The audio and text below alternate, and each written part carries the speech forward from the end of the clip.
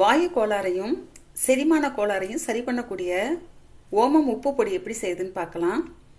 ஓமம் உப்பு பொடி செய்யறதுக்கு 1/4 கப் ஓமம், 2 ஸ்பூன் கல்லுப்பு, 1/2 கப் தயிர். தயிர் கூட ஓமத்தையும்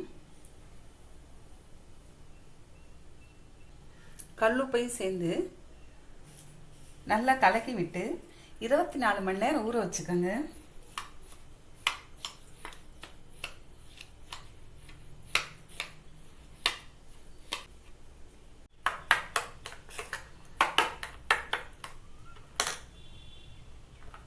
நல்லா கலக்கியாச்சு.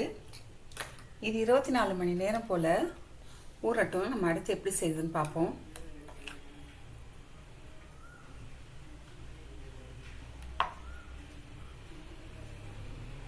இருபத்தி 4 மணி நேரம் ஆயிடுச்சு. தயிர், உப்பு, ஓமம் எல்லாம் நல்லா ஊறிடுச்சு. இப்போ இதில் உள்ள தயிரை வடிகட்டிக்கலாம்.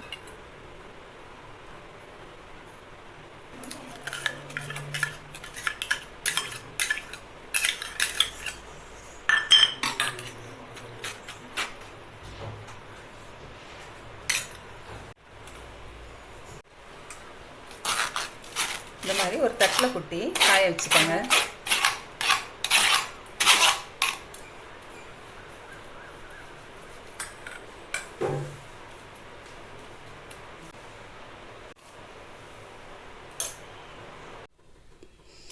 தயிர்லையும் உப்புலையும் ஓமம் ஊறி நல்லா காஞ்சிருச்சு. இதை மிக்சியில் அரைச்சி எடுத்துக்கலாம். ஓமப்பொடி ரெடி ஆயிடுச்சு.